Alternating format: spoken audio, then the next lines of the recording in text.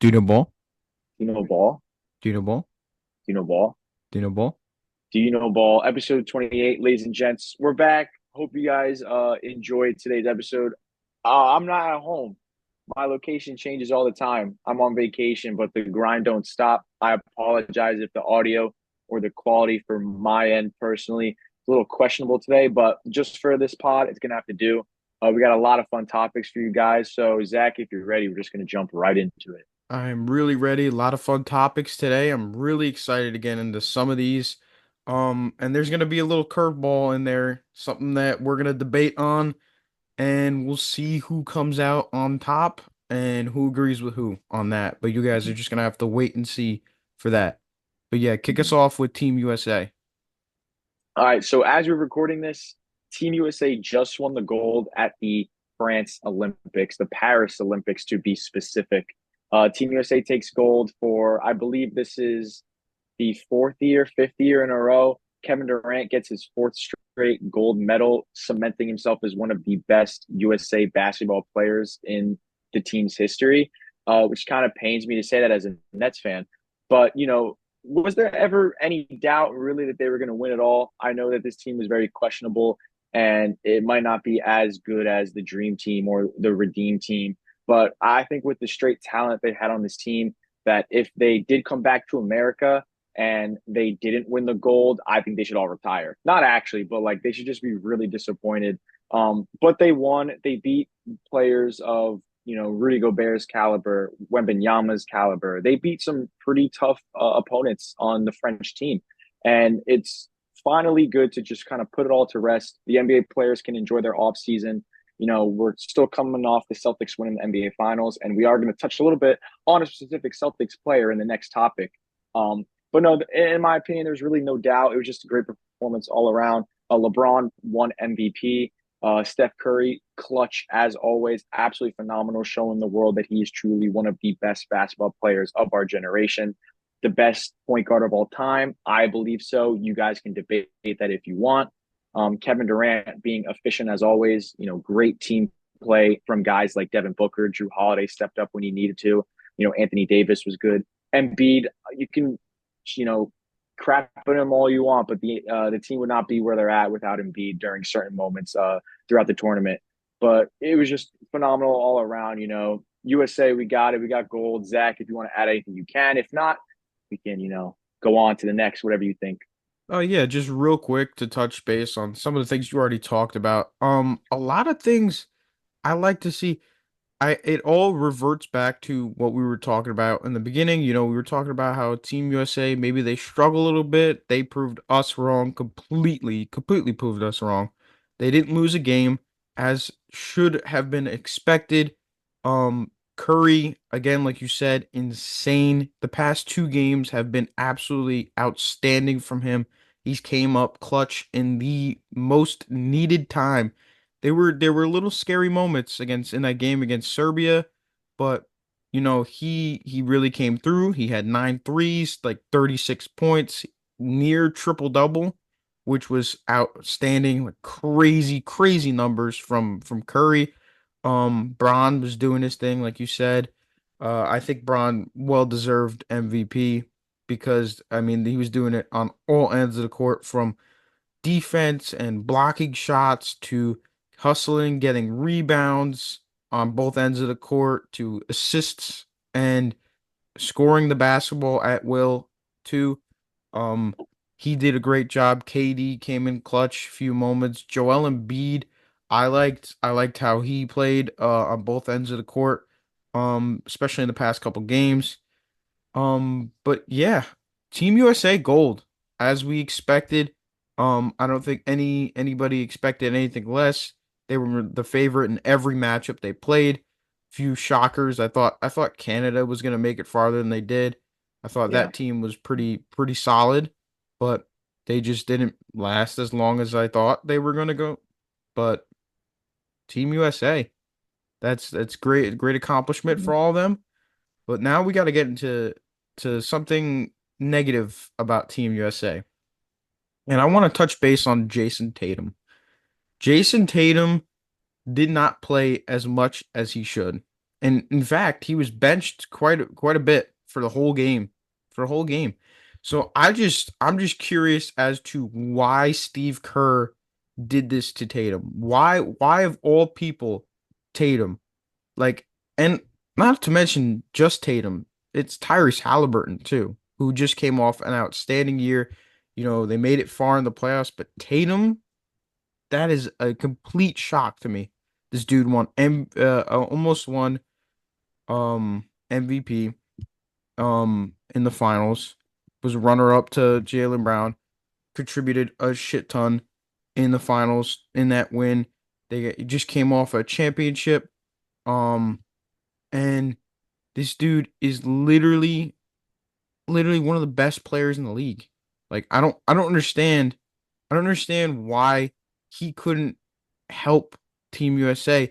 You know what I mean? Like it's Mhm. kind of odd to not play one of the best players in basketball currently and just have him sit on the bench. People on Twitter took to that and they were just doing golf claps. They were counting a number of let's goes and like stuff like that. So I think that's kind of pretty disrespectful to a guy like Tatum. I don't see why not. But I'm Matt, I'm curious to what you think on the matter. No, yeah. The whole thing with Steve Kerr not playing Tatum is really it's questionable. And he kind of said it was like a math thing. It just didn't add up. And it wasn't more so him, it was more so other guys just playing good as well. But then, all the criticism comes out, and then Jason Tatum all of a sudden is in the rotation the next game. So is Steve Kerr like actually have like these, logical coaching practices? I know I've seen Warrior fans be like, yeah, that's who Steve Kerr is. Like, this is how he coaches. This is how, he coaches the Warriors during the regular season, and it's translating to the Olympics. Tyrese Halliburton, I mean, like, he's just happy to be there. I don't think it really affected him as much. Tatum, you could like visually see he was just very, kind of pissed at moments. Halliburton even like poked fun at the whole situation on Twitter. He tweeted a picture of himself with the gold medal and captioned it like, when you get an A on the group project and you did nothing on it. He was poking fun at it. So at least Halliburton's, being a good sport about it. He's just happy to be there, like I said. But Tatum, it's just really questionable because you can really make a debate that Tatum is a top 5 player in the league. And he is one of the most, if not the most disrespected superstar in the NBA. So it's really interesting to see that also translate to the national level against the best competition in the entire world, not just the NBA, but all the other countries that they've played along the way as well. South Sudan, Serbia, now France. So it's just very like just why I don't understand. I know you have guys like Kevin Durant when he came back. Tatum kind of his what's the word? His playing time dipped a little when Kevin Durant came back. And we know Kevin Durant's Kevin Durant, so you're not going to bench KD. But that also could be a political thing because you have the old heads like LeBron, Curry, KD. You're not going to bench them. So unfortunately, I just think that someone had to take the fall, and I think Kerr just put it on Tatum because I think there's just other guys that can do what he does at a more efficient level, at maybe at a more superstar, better level. Because Tatum, I mean, didn't even win Finals MVP, even though you can make the debate he should have, but it's the superstar narratives, the super team narratives. I mean, is that taken into play? I don't know, but it's just very questionable coaching on Steve Kerr's part. But they got the gold, so if he's upset, just cry over your gold medal at night. That's all I can say. Yeah, I guess that's what you could say too, but also didn't Derek White play more than Jason Tatum? I feel like Oh, that's more of a yeah, disgrace than probably. anything because Yeah. yeah, I agree with you. There may be more players on the court. There definitely is more players on the court that are more efficient and can get the job done maybe better than Tatum can. You could argue that as well. But Derek White, I mean, don't get me wrong, Derek White's tremendous athlete, good player, good basketball player, but over Tatum, it doesn't make any sense. But anyways, I'll let you lead into the next topic about baseball and how it should be in the Olympics. Yeah. So this is going to be a little bit of a fun one. I might just ramble. Like, this might just be a rambling segment. So let me kind of take a deep breath here, and let me just okay. Baseball should be in the Olympics. Now, it's a little difficult to do so considering the Olympics takes place during the MLB regular season. And I know some people are going to say, oh, but we have the WBC, the World Baseball Classic, every 4 years. We have that. Yeah, well, not everyone watches that. Okay. Everyone from all over the world takes time out of their day for hours on end to sit down and watch the Olympics, root for their country. If you want to grow the game of baseball, if you're complaining that baseball is dying, the Olympics are the perfect way to help grow the sport. Now, as I said, it is difficult to do so. Some may say impossible because the regular season takes place during the Olympics. There are a couple proposed solutions, and I want to credit specifically Caitlin from Twitter, Caitlin Maniscalco, if I believe I'm saying that right. That's the name, right, Pat? Yeah, I believe that's the Okay. name. Mhm. I want to credit her specifically because she proposed a tremendous idea that I think could work. It just takes into place if the MLB will actually enact it or look to enact it in the future or maybe revise it. But anyway, as I said, the WBC, the All Star break would essentially just have to go away, right? No All Star break. You play the All Star game, and all the players that are not going to be in the Olympics, whatever, you get a week off, however many days. You take that. That's like your typical All Star break, but instead of the actual All Stars, they go to the Olympics during that time period and they compete for however long it is. You compete. You put the game on notice. You get everyone to watch. Now, in order to do that, you would have to probably cut the regular season short by maybe 20, 10 games. But I don't know if MLB would do that. And that's a whole ongoing debate already. Should the MLB regular season be shorter? And that can add into this. And obviously, the MLB has 4 years to think about how they can work around this. How would they shorten the regular season other than cutting games? If they don't want to cut games, simply you can just, schedule a lot more double headers if you really wanted to. Um, I know some fans would love to stay in a park an entire day and make a whole day out of baseball watching their favorite team. I would love to spend an entire day at Yankee Stadium, get watch 2 games. Maybe they can do that. Maybe this is something they can propose every 4 years. So in order to do this all-star break thing where the players go over, and in order for everything to line up, cut the season short. You can delay the start of the season a little bit. So you delay it so that way the All-Star break does line up with the Olympics. That's another thing that they would have to work out. I do know players like Judge, he wants to play in the Olympics if he gets the opportunity. Bryce Harper, Shohei Ohtani, these players want to play. They want to represent their country. They want to show the world, that they're the best they're the best of the best. That they want to put the world on notice. And I believe my AirPods just died, if I'm not mistaken. Is the Yeah, quality they did, but you're still fine. You're still fine. okay? I'm gonna talk. I'm gonna let it charge for a little bit. I'm gonna just talk straight to the camera. But they want to put the world on notice. They want to show everyone that they're the best in their country. And like I said, that's the best way to grow the game. And it just has to be done. They have to find a way. They did it in the 2020 Tokyo Olympics. Obviously, that was a little bit of different circumstances with COVID and everything taking place. So it was a little bit easier to kind of get it done. But the roster in 2020 was made up of like I don't want to say like bums because they're not bums, professional baseball players, but they're not like the star players that we could potentially get. You had Todd Frazier, at the helm, like for that team. You had like Homer Bailey on the pitching staff, Joe Ryan. You had players like that, not necessarily like these incredible players during that time period, but just like MLB professional guys. And if MLB is reluctant to delay the MLB season or pause it like the WNBA did to let the athletes, go to the Olympics and play. If they're reluctant on doing that, then at least send some minor league guys or, let the retired somewhat guys that can still play. So like a Todd Frazier.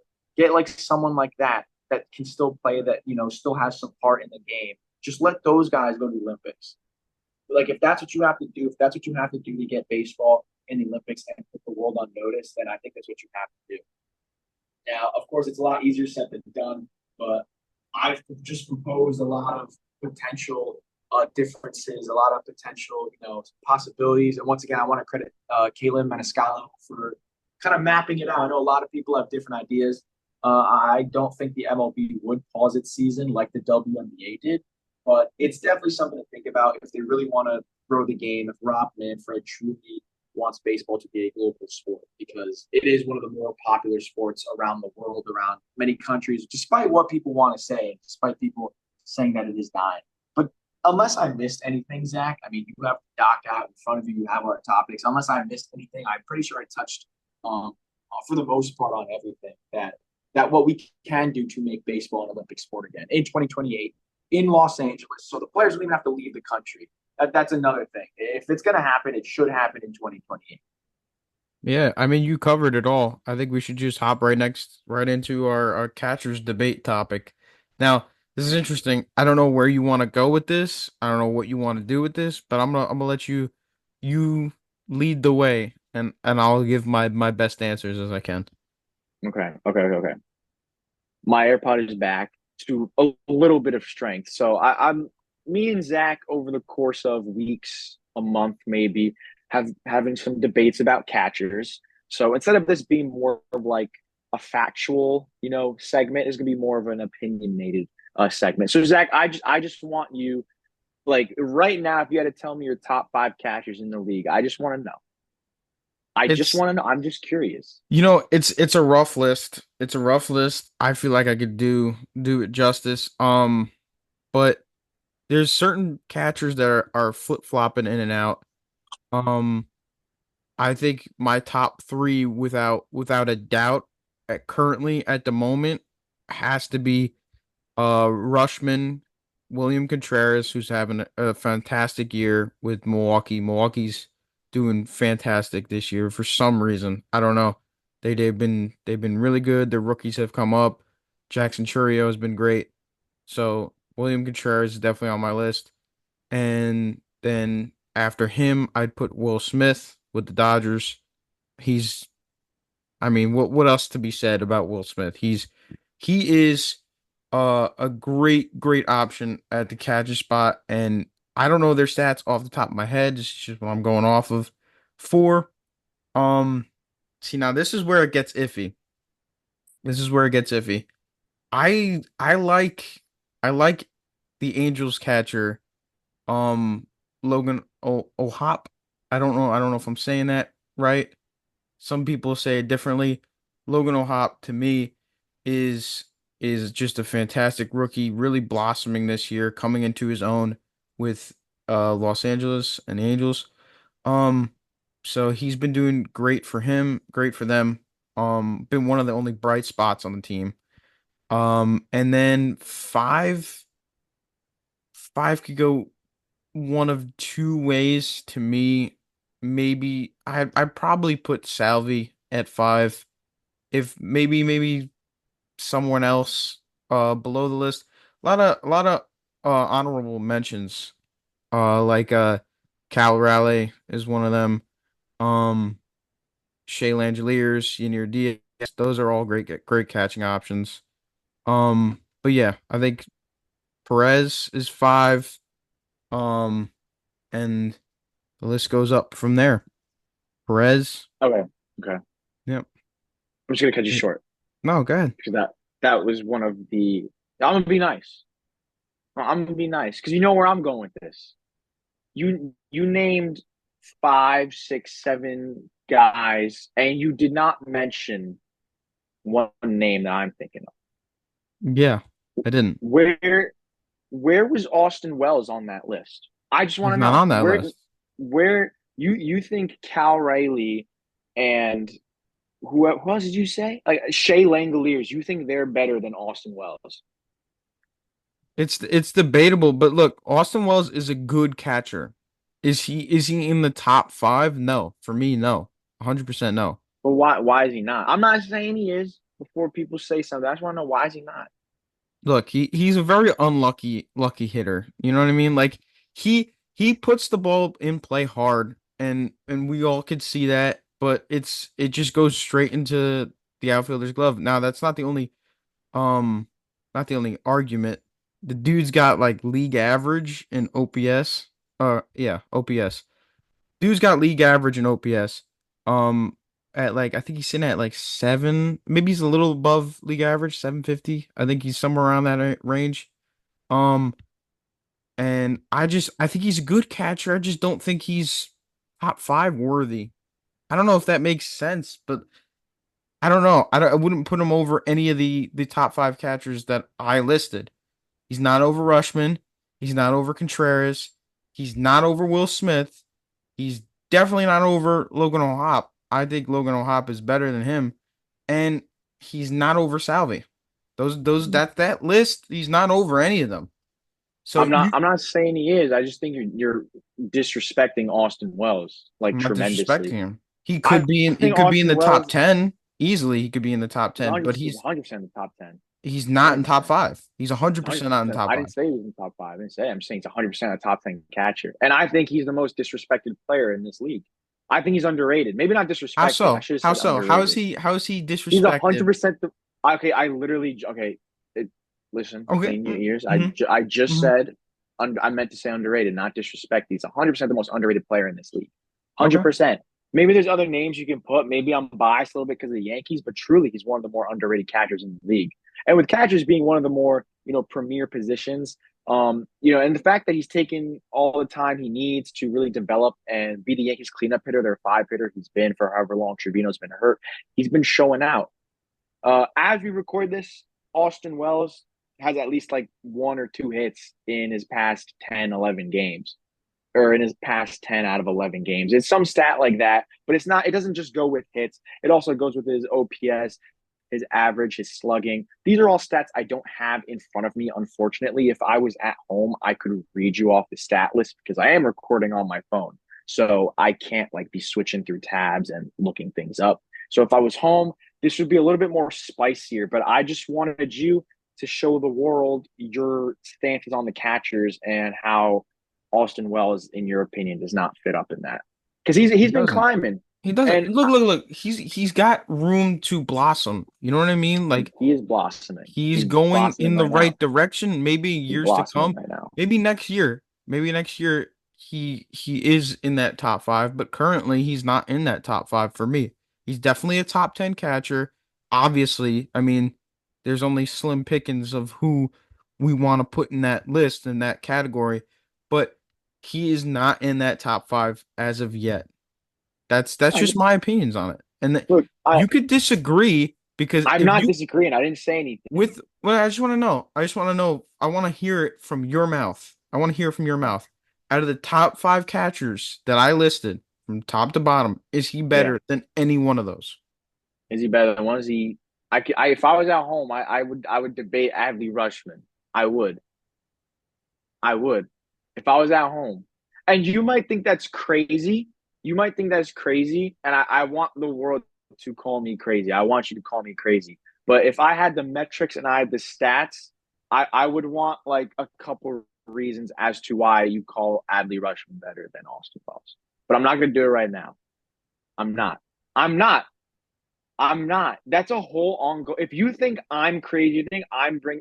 Okay, I want the whole reason this was a debate between me and Zach, folks, and one of our other friends and a couple other friends, like, is because I saw a Twitter post, right?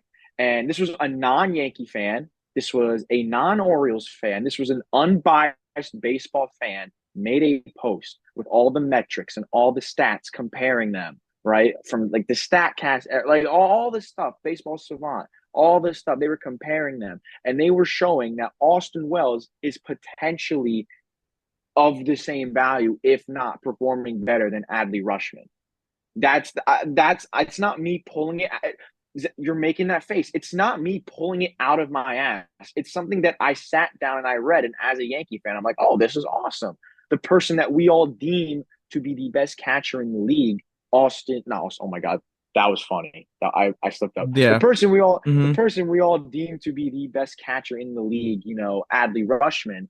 My catcher on my favorite baseball team apparently has, similar metrics, underlying metrics, and similar expected stats, better expected stats than the person we deem to be the best catcher in the league. It was something that is truly an analytics topic, a statistical topic that I think is not insult to me or you. Me and you don't necessarily have the capabilities to understand some of those underlying metrics. I know a decent amount, but I don't have them in front of me. If I had them in front of me right now, I could probably dissect them. And I could probably give you a decently compelling argument that maybe not Austin Wells is better or more valuable than Adley Rushman. Just that Adley Rushman is not as valuable as you might think. I think that's the best way I can put it. I think, and that's not I'm that's gonna try to look this up right now.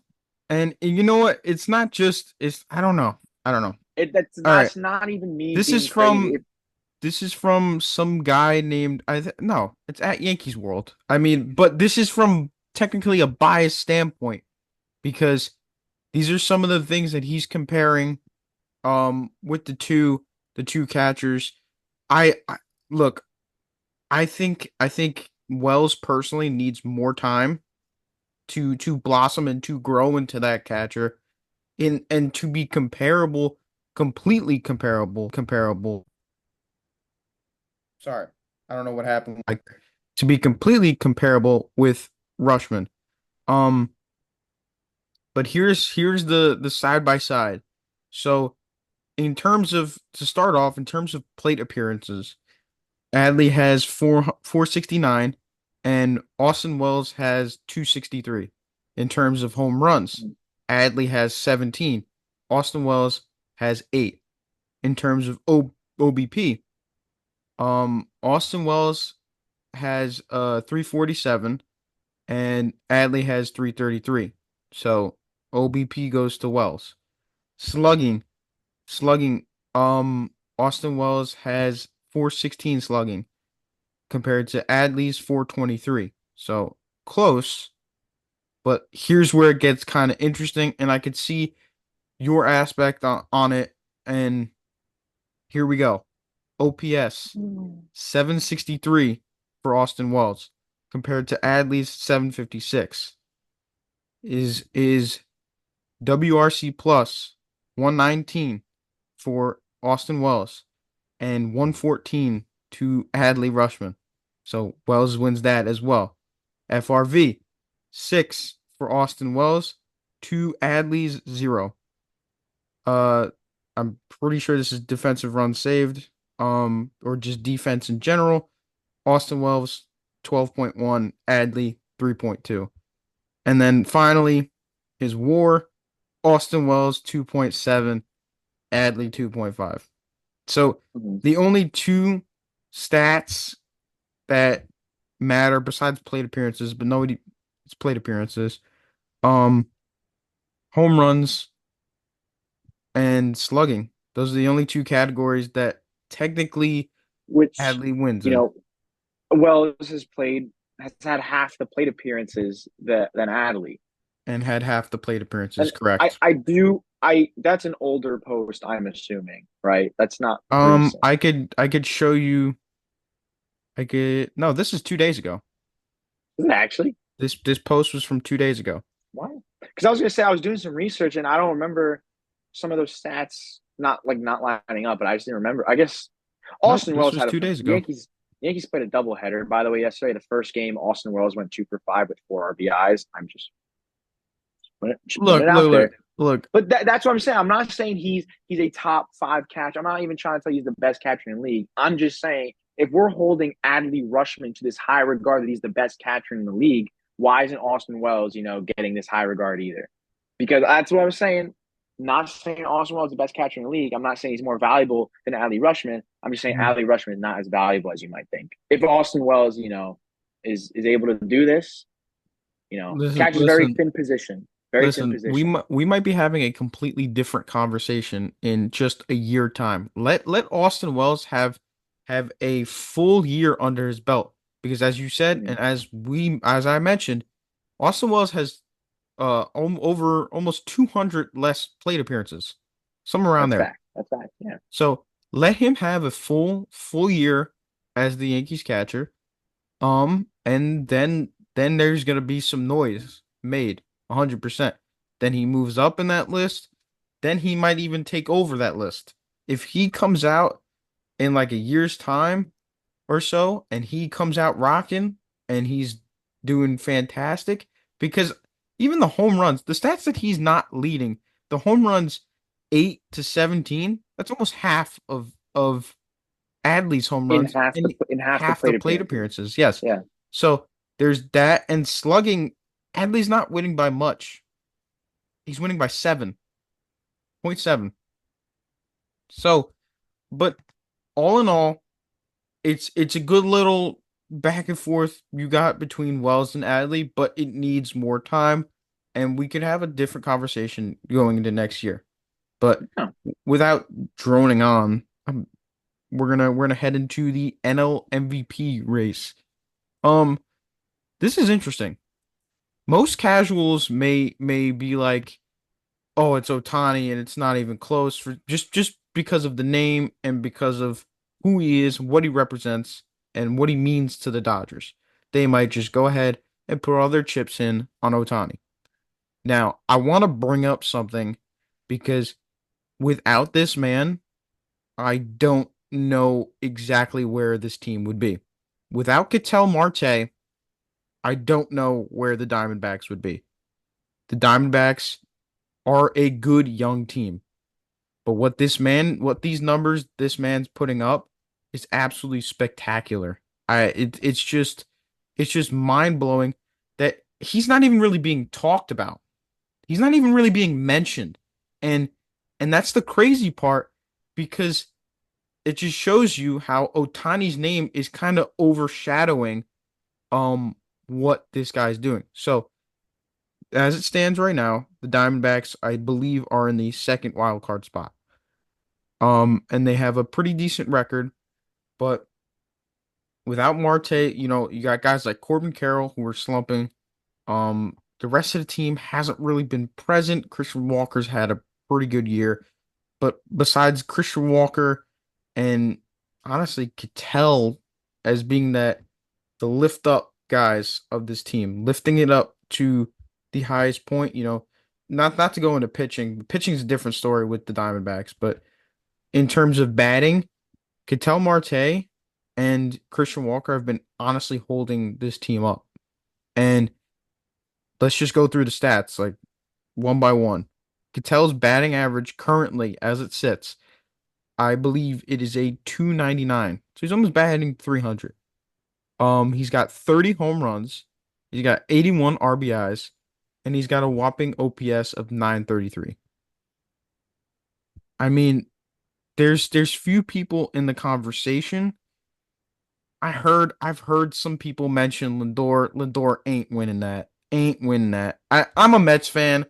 Look, he's had a great year defensively and offensively so far. He's not winning that. Let's be 100% for real with each other. I know you're looking at me right now, but you agree with me. He's not winning the MVP.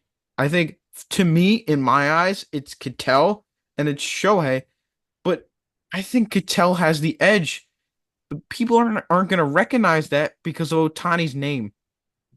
And that's the sad part. I feel like that's what's going to overshadow Ketel. And you know what? If by the end of the year, when the bell is rung, we hear Otani wins the MVP, I'm gonna come back to this and I'm gonna be like, look, like this is kind of bullshit. It's kind of bullshit. Not to discredit anything Otani has done or has done in the past or who he is as a player. He's one of the best in the game, 100%.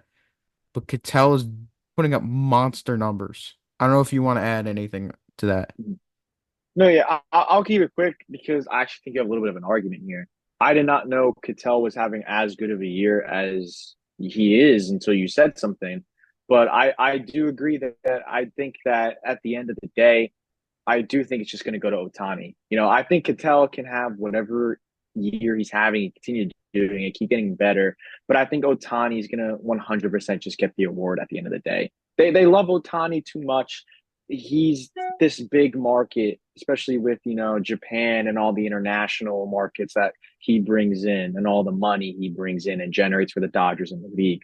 I 1000% just think Otani's going to run away with this, and it doesn't matter what Cattell does at this point. And that really sucks. And that sucks to Hmm. say. But he's been absolutely phenomenal. Cattell, you know, keep doing what you're doing with the Diamondbacks, lead them to the playoffs, which is going to be a bridge to our next topic. But Otani, in my opinion, he's just the face of baseball outside of Aaron Judge, I guess. I just think that Otani's going to win it Yeah. regardless of the stats. It just sucks because Marte without Marte, the Diamondbacks wouldn't be where they're at right now. Um, Which is a bridge. We go to which the is a next topic. bridge, which is a bridge. The next topic on the list I want to take hold of because Is this the last topic? this is the last topic Sorry, of the day. This I is the just last topic of the day. folks, get your seatbelts. Get your Let's get it started. seatbelts on. I want to talk about the San Diego Padres. Now, many may argue they are on a heater, but I have some things to back it up that maybe might ruffle some feathers. Padres fans, I'm sorry. But here we go. Let's just get into this. So as of right now, as it stands today, they are 2.5 back of the first place in the NL West. Now, wow. I wasn't even aware of that until before we started the pod. I looked it up. 2.5 back is crazy. Also, not to mention the Diamondbacks are also 4.5 out, I believe. So don't sleep on them as well. But they've won 7 straight comeback games in late innings, and they won their seventh yesterday. But here's where we're gonna get into the debatable topic. Now, you could argue that they're on a heater. They're playing great baseball right now. But shall we look at the teams they're facing? Now, I'm gonna start from this is dating back to August 2nd. August 2nd, and it does not end until August 18th. This has been their schedule from August 2nd, starting there. They played the Rockies 3 games. They played the Pirates 3 games. They played the Marlins. They're finishing up that series today. Today, they're finishing up the Marlins series. That was 3 games. Then they play the Pirates again, 3 games. Then they finish up ending on August 18th with the Colorado Rockies. Now, they're not I to me, no offense, Padres fans, they're not playing good baseball. They're playing shit teams. Now, I get the Pirates. I know that might ruffle some feathers too with the Pirates. Pirates are a pretty decent team. They're okay. I feel like they're going to be better in the future. They're not making the playoffs this So year. good. They're gonna be really good in the future. Paul Skeens, we have talked about Paul Skeens more than anything on else on this podcast in the past couple weeks. It's Paul Skeens has kind of become like the scapegoat where we just need a topic. We're just boom, Paul Skeens. That's Paul it. Skeens, That's what we do. That's what obviously we do. Paul Skeens. That's what we dive into. I'm not discrediting the Pirates, but to the Pirates aren't really much for them. Now, that might be comparable. The Pirates might be comparable, but dude, come on. The Rockies and the Marlins, that's like it's 6 games against the Rockies. It's three finishing up 3 against the Marlins. It's 9 games. No wonder why your record is 66 and 52. It's because you're playing these guys. You're playing these guys. Like to play multiple series against the Marlins, to play multiple series against the Rockies, not an accomplishment. Which why it probably discredits the whole fact of the 7 straight comeback games. You're playing against bad teams. Now, I see that face that you're making. I see that face. I know that they play whoever's put in front of them. That's how baseball works. They play whoever's put in front of them. But I just want to mention that it may not be a heater. And Padres fans, you may be shocked when they go into, I believe they play the Dodgers right after that last Rocky series. And you may be shocked when they lose a couple more games than they should or than you expect. So, Matt, if you wanna take over. No, I don't have much. I wasn't really. Hold on, camera's quick a little bit. I wasn't really trying to make like a face. It was just like I just didn't think that's where this topic was going. When we wrote it down, we were like, oh, let's do this. I didn't think you were gonna. I'm not saying it's a bad thing, like obviously, like, But do but you see where I'm coming from? yeah, I know it caught me by surprise. But then again, yeah, it's like I mean that's what the Mets did, right? I mean, Yes and no. Yes and no. that's what the face No, was for. no, Because I no. thought of the Mets. I thought That's of the that's Mets. See, that's But it why was I a was different it gonna. was a different conversation when it was the Mets That's though. look. No, no, no, no, no, no, no. Because I distinctly, our winning streak and where we got to now has come against great pitching, majority of great pitching. Um, I can't really list everything, but we played you guys. Played you guys. You guys are a bad team? No. Um, You played us at played our worst. we played the Astros. Played the Astros. We played the Padres and we kicked the absolute crap out of the Padres. But I think we won the series 2 out of 3. Um, So the Padres are a good team, but you're saying they're not as good of a team. I'm not saying they're not as good of a team as the Mets. They're currently, as it stands, they're No, better but than the Mets. you were saying that the Padres are they're not as good as the record shows, but when the Mets beat them, they're a good team. I'm just proving to the fact that it's not just the Mets. No, because you're coming at me I'm not. saying, I'm not trying to make saying, this a Mets a, segment. I'm it's sorry. not a Mets segment. It's not a Mets I segment, just thought of the but Mets when you said it. it wasn't the cupcake schedule that led the Mets to where they are. They faced a lot of good pitchers Okay, along that that's fair. way. They faced a lot of That's good fair. teams along that way. Um, yes, they may have had like a series or two, and by God, they lost. If you want to bring up shit teams, they just played the Angels and they played the Rockies, and they lost. They lost a game against the Rockies, but they lost the series. They lost the series against the Angels. So you can't even argue the fact, oh, the cupcake schedule, oh, the cupcake. No, they lost the series to the Angels. So clearly something's not clicking. Something hasn't been really clicking. They've been just floating into that third wild card spot in and out each day. Um it's still it has not been clicking since it hasn't been clicking great after the All-Star break. But that's neither here nor there. This is a long stretch, Matt. We may have had 2 series back to back and then we play a harder team.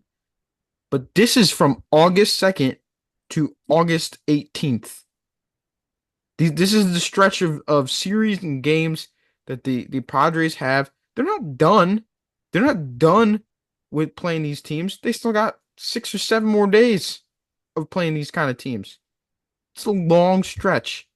So maybe Padres fans, I'm sorry to say it, but I wouldn't be on my high horse as of just yet because it may come crashing down when they start playing better teams.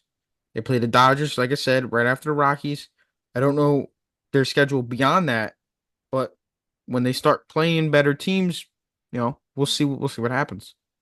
And then if they do well against the Dodgers, if they do well against better teams, then they are going they're going to be deemed on a heater. They're going to be deemed number one in the wild card spot. All the credit goes to them. All the credit still honestly goes to them. They're just again, like I said, they're playing the teams on their schedule, but this may be something we revisit in the future. I just wanna put that completely out there. Um, but yeah, that's really all I gotta say about the Padres. But yeah, it's a tough wild card race. We'll see what happens with it.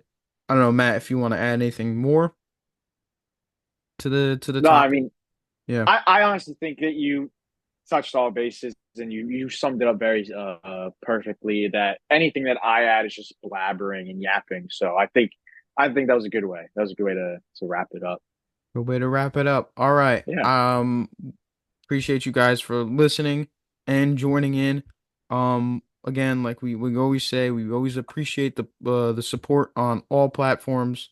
Um, Road to 100 on TikTok, 8 followers away. Please go look at that. If you want to just watch a certain clip or a certain segment from our pod, you don't want to watch the full thing, it's okay. We have a TikTok, we have clips, we have YouTube shorts. They're all there.